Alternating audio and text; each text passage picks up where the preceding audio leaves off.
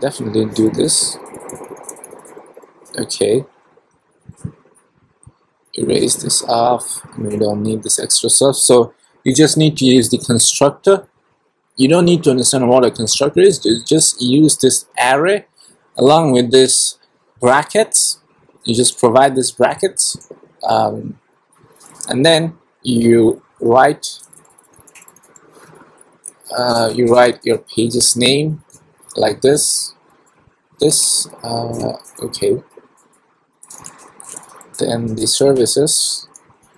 Then we have got the gallery. Then finally we have got the contact page. So here you go. This is the this is another way of writing your array. But both of them actually works similarly. There's no difference on how they're interpreted. So you can actually use the previous one because it only uses square brackets, and it's the newer form of writing your array. There is another way, as I've already mentioned. It uses the key value pair. Now inside this array, when you look into this array, this is a list. This is definitely a list, but inside the array it has been indexed, which means, let me show you one thing. Let me show you how this works. Okay, print R, then pages. Let me save this and let me get back to my browser. So this is telling you, your browser is telling you that this is an array. This pages variable, it's actually an array. Now it's taking all those array elements, the home, the services, the gallery, and the contact. Those are the elements. It's taking all those elements, and you see something new in here. It's taking those elements, yeah, I know that. So it's also printing out, because I've asked you to print them out on my browser, but it's adding some form of numbers in here. So you see that each of those elements are being indexed when we try to store them inside an array. So the indexation occurs when the computer reads your array as it is. So the first element is always have the number as 0. The second one has the number 1. The third one has the number 2, and this is the fourth one. The fourth one has the index value of 3. So every array counting starts from 0. You need to remember that. So suppose I want to print out the first value. So I echo pages, and inside the square brackets I provide 0.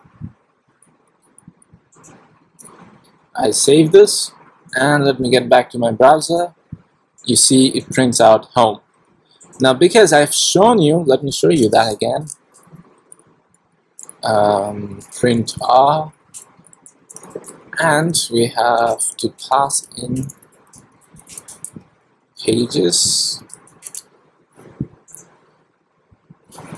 and let's print this out on a new line.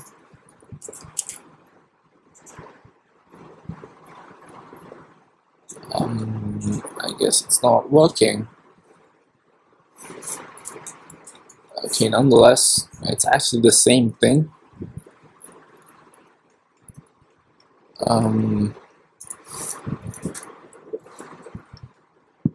Print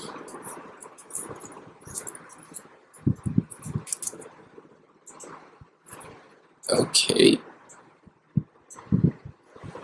so it's the same thing as the previous one, although the my point of showing both of this is that there is a problem, I guess.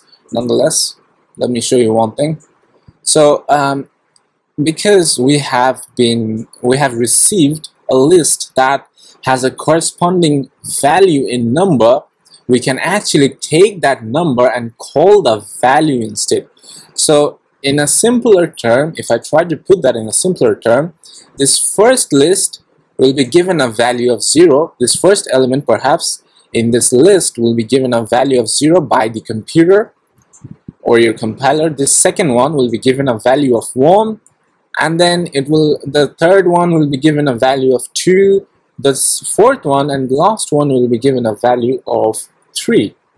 So the array counting will always start from 0. So this is like printing out a variable. So I've shown you how to print out this home page variables value on your web page. You just need to call home page, and it will print out this value on your browser. Now suppose I want to print out the third value. I want to print this third element. I want to print this third element on my web page. So simply I just need to call pages, then I need to do something else. I need to provide a square bracket.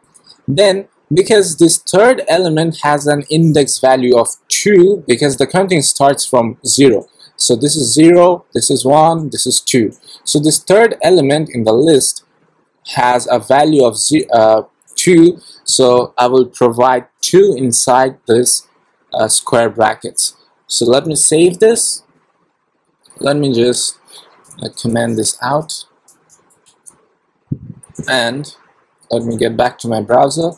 If I refresh the page, you see it gives me the value that I wanted.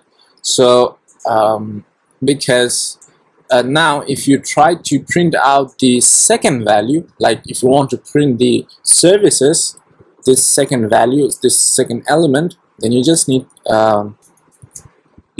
to provide 1 inside this square brackets. So save this.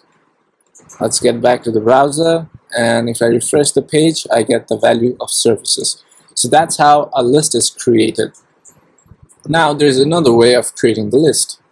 So I'll show you how to do that. So this is one way. So in here, the index value that I've shown you from 0 to 3, that index value is being provided by your computer or by your compiler who's reading your code behind the scenes. But if you try to if you want, if I bring that up, suppose, okay, if I bring that up, and if you want to change this index value to something that's a string, that's a word, maybe that you want to change it to something like home page, and if you want to change to services page, you don't want index values in here. You don't want the compiler to provide the default index values to your array. So there is another way of doing this. So the second way of doing this is to use a key value pair. So how do we use a key value pair? Let me just erase this off. Okay, so this is your array. I'm creating an empty array right now. So this is your empty array. Let me do that on a new line. So let me provide home. Let me provide home page. Then again, let me write home. Then services page, or service page maybe. Then I write services as the